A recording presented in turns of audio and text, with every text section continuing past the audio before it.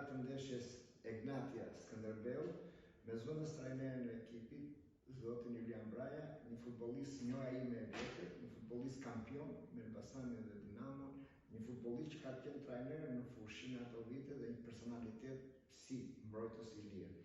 Kemi fatin që ka vite që punon si trajner i Egnatias. Pas një jave me vërtet intensive stërvitjes dhe pas një jave të rëndësishme, fillojmë me pyetje nga juaj. Zoti Braja, si ka qenë atmosfera në skuadër gjatë javës dhe si kanë shkuar përgatitjet për sfidën ndaj Skënderbeut? Tani, po thjesht gjithë java na ka përfshirë një gjendje shumë mirë të ekipit. Gjithë çunat janë gatshëm për këtë ndeshje, përjashton mungesat që tashmë dihen, që kemi 3-4 mungesa kryesore, do të them më shumë.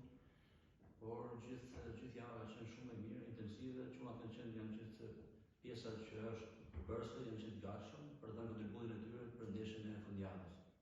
Duke qenë se Skënderbeu është një skuadër që po lufton fort për objektivat e veta, çfarë vlerësimi i bëni kundërshtarit? Normalisht Skënderbeu është një ekip i mirë, ne jemi përballë disa herë me të dhe e njohim mirë si ekip. Dhe këtë fund sezonit po bën shumë mirë, për ne nuk ka vend as për nënvlerësim as për mbivlerësim. Për ne është ndeshje radhës, që në futboll nuk ka patjetër, por them që kjo ndeshje e fundjavës për ne do të patjetër 3 pikë. A do të shohim ndonjë ndryshim në modul loje apo në formacion krahasuar me ndeshjet e fundit tek Egnatia? Nuk është se do kemi shumë ndryshime, duke parë edhe pjesën që ne kemi mungesa kryesore të lojtarëve, nuk është se ne mund të kemi një ndryshim modulit lojës. A është Egnatia e gatshme ta përballojë presionin e një kundërshtari që mund të luajë për gjithçka në këtë sfidë? Nuk mund të them presion, sepse te Egnatia nuk ka pas asnjëherë presion, po bëj 2 vite te Egnatia dhe nuk është se kemi ndeshur shumë, them drejtën tek çunat, nuk është se e kemi dhënë këtë ide që Egnatia ka presion, por mund të them është përgjegjësia e çunave për të dhënë maksimumin te kjo ndeshje për të arritur 3 pikë. Egnatia është në garë për titullin, por edhe për ta mbyllur sezonin në mënyrë dominuese. Sa i rëndësishëm është ky 90 minutash për qëllimin përfundimtar tuaj? Normalisht ne jemi brenda objektiveve deri tani, si për titull, si edhe për kupë, edhe pse ndeshja e parë e kupës është humbur nga ana jon, por them që ndeshja e dytë do të bëjmë, shpresoj të arrijmë dhe të kualifikohemi në kupë.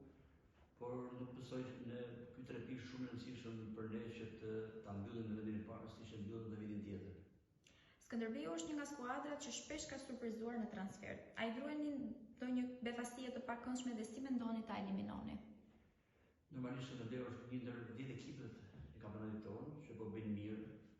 Po ta shikojmë renditjen nga vendi i parë deri në vendin e fundit nuk është asgjë e mbyllur, gjithçka është e hapur, si për fund tabelën dhe për krye tabelën. Por Skënderbeu ka treguar dhe them drejtën ne kemi një eksperiencë në Skënderbeu që ka fituar edhe në Rogozhin, po edhe ne kemi fituar në Korçë. Kështu që ne kemi vlerësimin tonë për Skënderbeu dhe siç e thash më parë, ne na duhet 3 pikë të javë. A mendoni se presioni i rezultateve mund të ndikojë në performancën e lojtarëve dhe si po punohet për ta përballuar këtë aspekt? Nuk është se ekipi ka presion, s'ka pse të ketë presion, ne jemi në parë. Ne shikojmë punën tonë, çunat mundohen me detyrat e tyre që ne ju kërkojmë. Kjo është e rëndësishme, nuk ka asnjë lloj presioni, asnjë lloj për sa i përket deri në anës rezultatit, përveç se ne kemi 2 humbje kampionat, ndoshta jo vetëm për fajin tonë. Ne kemi luajtur shumë mirë dhe këto 2 humbje që kemi mësuar, kemi qenë dominues në dy ndeshjet, por futbolli ka ndonjëherë dhe fatin brenda. Faleminderit. Faleminderit.